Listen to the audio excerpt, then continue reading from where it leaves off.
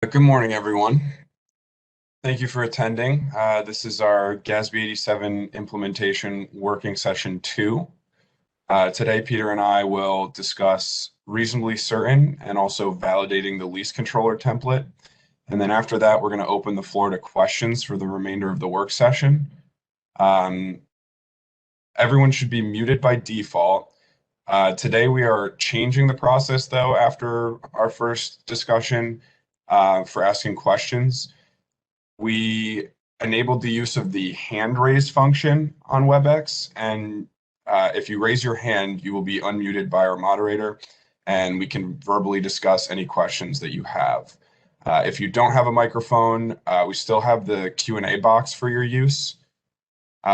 This working session is being recorded and will be posted to the OSC webpage. And just so everyone is aware, the first training we had, the training slide PDF, and the work session 1 videos are all up on our website, along with the updated LeaseController template. In previous trainings, we mentioned that the LeaseController template would be a draft when uploaded, but we actually received the updated copy, so this one is actually ready for your use. So whenever at your earliest convenience, go ahead and get that, and if you have any questions, let us know. So I will hand it over to Peter to discuss validation. Thanks, Corey. As Corey mentioned, in previous training sessions, we were using a draft copy of the LeaseController template. We have the current copy that you can fill out and email to us. And there are a couple of some functionality things that we want to go over that we didn't on the draft template. So again, here's the Lease Details tab where, as you know, in the last training session, we went over every question. So you should be familiar with this sheet. And there's this Add Rows button up here. When you want to start a lease, you can see right now, don't just start typing in your lease number and start answering the questions. You want to add a row, and a box will pop up. You can add as many rows as you need. We're just going to add 1. And as you can see, when we add that row, our default answers pop up, as well as a drop-down functionality for the questions that do have the functionality. So if you see the drop-down arrow, you can pick from there, and it'll let you choose the answer that you need to put in based on the lease that you are reviewing. Just in terms of these default answers, just because it's defaulted yes or no, third party, please review the questions and just to confirm that the default answers match to the lease that you're reviewing. Don't just accept them. And go on to the next question. So once you've entered in all your information, answered all the questions, put in your payments on the payment schedule tab, there's a function that you can validate the template, which you will, if I go to this instructions tab, you'll see it says validate template, and just going back to here, you see it's the template. Obviously I haven't typed any of the answers in, so there's going to be missing information. So when I press the validate template, it's going to pop up and it's going to say everything may be right and you won't have any errors, and that's fine. I think it'll pop up will say there'll be no errors found, but in this case, obviously errors are found. Please check your worksheet. When I go back to the worksheet, you can see any cell that needs an answer, or there may be, it was answered incorrectly, as in, there might be a number put in where a yes, no is needed. It will show as red. If any of these errors are showing up in any of the cells, the first cell, your lease ID will show up red. So say you have 10 leases in here, and 3 of them have errors. This first box will show up red. That doesn't mean that the lease ID is incorrect. It's just that, hey, I see that this first cell is is showing up red, so let me go through and find what needs to be answered and fixed. Once you do answer the red box or the one that's showing up as an error, you can go back to the instructions tab, validate it again, and it should show up as no errors found.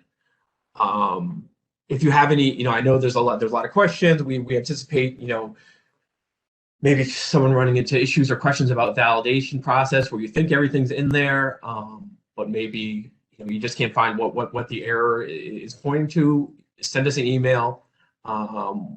We can walk you through. We can check it out and see if it's an issue on your end, or maybe it's something that needs to be fixed. But we just want you to help us out. If you find anything that you say, hey, I don't think this is an error, but I don't think it should be an error, let us know, because we can work out the process with Deloitte. So again, if you want to add it, and say you enter one, you want to add another row, you just click the button again and add another row, and you can start entering. I wouldn't add 10 rows if you only have 5 leases. Just add them as you go, or if you have 4 leases, add 4 rows. I wouldn't add more rows than's necessary. So again, reach out to us, any questions with validating, or any general questions you have for any of these questions that need to be answered. Now I'll kick it back to Corey, who will talk a little bit about the reasonably certain determination. Thanks, Peter. So we foresee questions on reasonably certain when New York State reporting entities go to fill out the template for the first time. We've really stressed the importance of reasonably certain, and we wanted to give another example as follow-up from our training 2 weeks ago. A reminder, so if the clause exists in the lease agreement, any kind of clause or option in the agreement that we discussed during our training that requires reasonably certain determination, we need an explanation in the comment box on the LeaseController template, regardless of the reasonably certain determination, whether it's a yes or a no. Regardless, if the option exists, we need it. So I just wanted to give 2 examples. The first being a hypothetical 5-year lease for office space. This agreement has a renewal option in the lease agreement for a renewal of 5 additional years. Your agency determines that the rent under the renewal clause seems favorable already, and comparing it to current market rates, and also that your agency would incur a large expense to relocate. So based on these determinations, you are reasonably certain that the agreement will be renewed, and you will provide those reasons in the consideration comment box, which is column 8 of the renewal tab option. So make sure to input the rent payments as well for this renewal period in the payment schedule tab in the LeaseController template. As you can see here, our example lease has its first 5-year lease agreement term entered through 12/31/2024, and the renewal period is entered through 12/31/2029, separately with its associated rent. When a reasonably certain determination is made and the renewal option will be taken, the term of the lease for our lease liability is changed to reflect the determination. This ultimately will affect our amortization for accounting purposes. So back on the renewal tab, yep.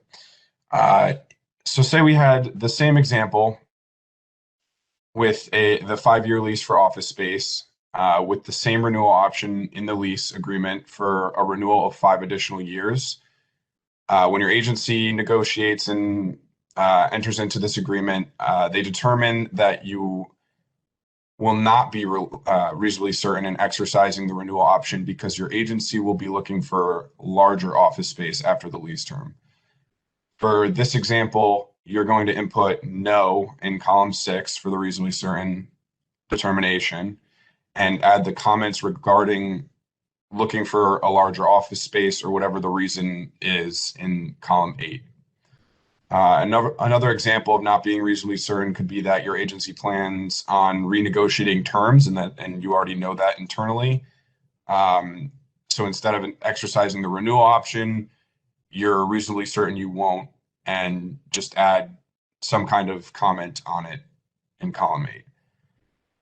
So these are examples of what should be included for any reasonably certain determination for clauses included in lease agreements.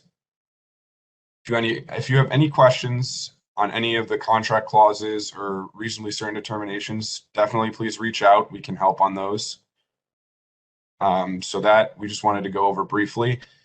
So we are now going to open the floor to any questions you may have, and this could be about anything during the GASB 87 process, LeaseController template, or reasonably certain determinations. As a reminder, please use the hand raise function, and our moderator will unmute you for a discussion on your question, or use the Q&A box. Our first question is actually in the Q&A box as well. So when will OSC be sending the past leases they found to the agencies? So we have a date of the end of this month. So by the end of the week, we plan on sending out the emails that we mentioned in the training to agencies that include the 2/1/21 inventory that we have.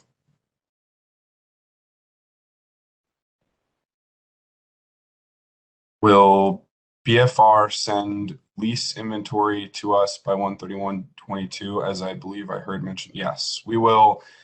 So we are compiling the lease report, inventory reports for all of our agencies, and they will be sent out in an email to the contacts we have by the end of the month.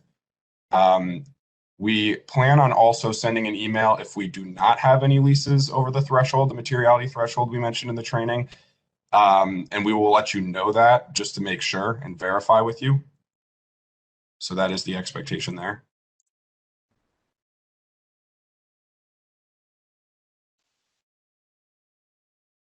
A reminder as well, if you can't think of a question now and you do have one throughout the week or whenever, the FinRep GASB email box, the one you receive the email reminders and the calendar invites from, is the best place to direct questions in the future. We have a question in the Q&A box again, which is, please provide the link to the OSC website to access the presentation/template. Also, what is the deadline for the template to be completed and sent back? So I'm unsure if we can paste it in the Q&A box, but it should be. We do have the link attached to the emails we sent from the FinRep box regarding the scheduling of this meeting. The deadline for the template to be completed and sent back. So the first deadline for the lease inventory for both materiality thresholds for the 2/1/21 and for the 12/31/21 lease inventory, that is going to be due March 1st. The due date for the template past then is going to be 30 days from the end of the quarter. And in terms of the deadlines as well, if you go to the website, you can see the deadlines for the LeaseController templates. And yeah, they're in past trainings, recordings, and PDFs. We had someone mention, can we repeat the deadline info? So for the 2/1/21 inventory, the beforehand, which is over $300,000 annual exchange of value, and for the inventory up until calendar year end 12/31/21, which is over the 100,000 AEV, annual exchange of value, materiality threshold, those are due March 1st of 22. And then beginning with the calendar year of 22, we're starting the quarterly process of providing the template, which will be 30 days after the end of the quarter. And I believe those, as Peter said, those due dates will be up on the site as well. Our next question is, do you foresee capturing the required data in SFS upon contract creation/amendment at some future date so that this process is not required? So ultimately, we are working with SFS on certain functionality. The details I'm not entirely sure we should or can explain at the moment. So for the OGS managed leases, those are being input in SFS as explained in the training. LeaseController helps us capture everything that isn't OGS managed. And the ultimate goal, but I'm unsure if it'll be guaranteed, is to move everything to SFS in the future. But as of right now, LeaseController is incredibly useful for the functionality in accounting. So yeah, we get that is our goal. We can't provide a time frame as to when that transition may take place. Does anyone have any questions on the LeaseController template by chance? We can open that back up and go over that if people have questions on that. We have anything related to the GASB 87 process, we can try and field questions on. Whatever's helpful to everyone attending. Yeah, we definitely anticipate, once you download the template from the website, start inputting your leases. If you haven't done so already, we anticipate questions just in terms of the input process, which again, you can send us an email and if we can put together frequently asked questions and put it on the website, or just, don't hesitate to send us an email and we'll get back to you as quickly as possible, and hopefully answering your question to get the process done smoothly.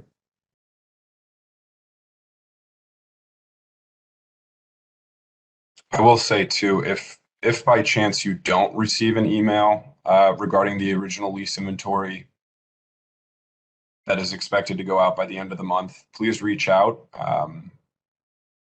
It's going to be a lot of emails, so I have a current running list of everyone, but just in case you don't receive something, definitely reach out. Our next question is seems to be a little more specific. So when we originally put together the inventory, we filled out a decision flowchart to document the determination for our records. Each contract had its own flowchart with notes. Should we continue to do that for documentation purposes? So specifically, the mention of the flowchart, I'm not entirely certain what you're talking about. I would say if that flow chart is being used if we're talking specifically about reasonably certain determination or just decisions in general relate to the lease, I would continue doing that.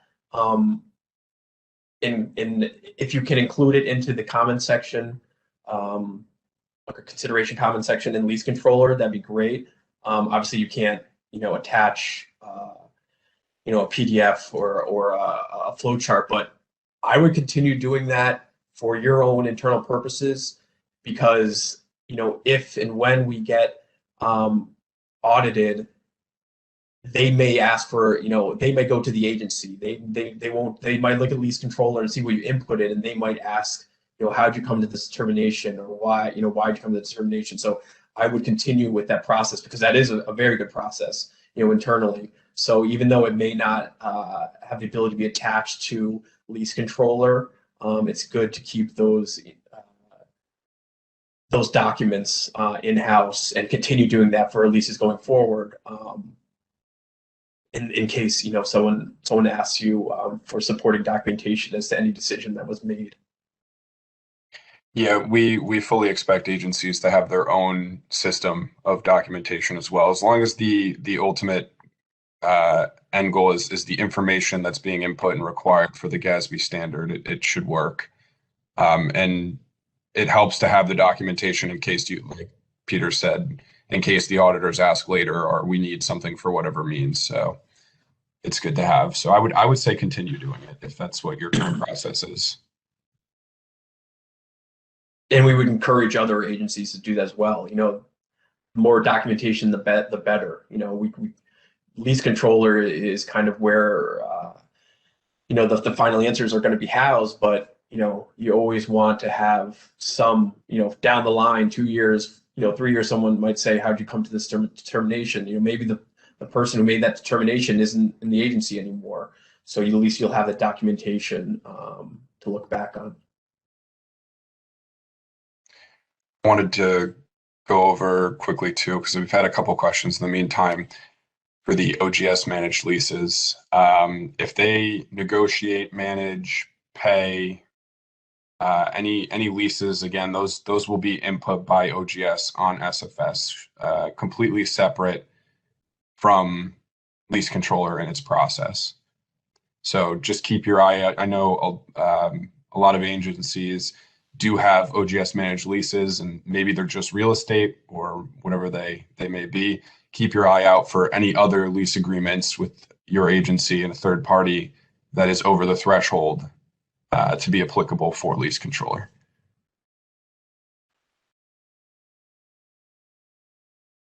Any other questions? If not, I appreciate everyone attending. Peter and I will be on the line here on the WebEx for the remainder of the hour, answering questions. If you don't have any, feel free to drop off, contact us if you have any. As well as this is also going to be recorded, and I believe we're going to be posting it on the website. So anything you missed, you can re-listen to. But again, we are on the line for the entire hour here in case a question comes up.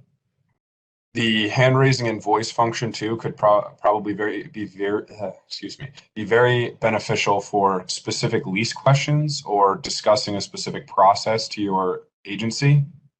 So if anyone wants to go over something like that as well.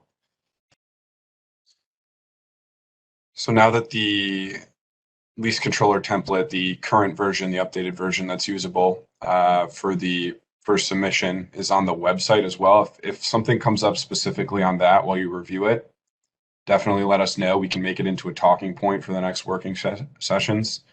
We can go through hypothetical lease scenarios, reasonably certain stuff, any questions on certain columns, whatever you think would be beneficial. Just make sure to reach out to the FinRep box or ask us during the working sessions. We got another question in the Q&A box. Is the identifying agreements flowchart that was provided on the OSC website last year still a valid document to correctly identify what leases/agreements are GASB 87 applicable? Or is there another identification document that has replaced it? The document specifically, I'd have to look up and I think take another look at. I believe it's still good though, from memory. It should be outside of, it probably does not show the materiality that we put in place after our initial review. I was going to say the process of determining the GASB 87 applicability hasn't really changed. That's kind of reliant on the standard. I don't recall the content specifically of the flow chart, but assuming they were off of the standard, they should still be good. As a reminder as well, our GFO that we published, the Guide to Financial Operations, has been updated and posted with information regarding the standard and a bunch of terms that are helpful. If it would be beneficial too, on the link we put in as an answer earlier in the Q&A box, if you want to take a look and skim through the template now and ask any questions you may see off first glance, we're able to do that as well.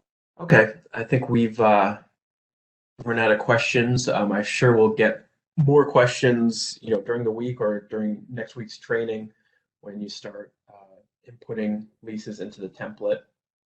We appreciate all of you joining us today, and those who ask questions, thank you. And again, the FinRep GASB email box always open. We'll get back to you as soon as possible. We won't wait for the following training session to answer your questions. So again, appreciate you joining us, and we'll see you next week. Thank you.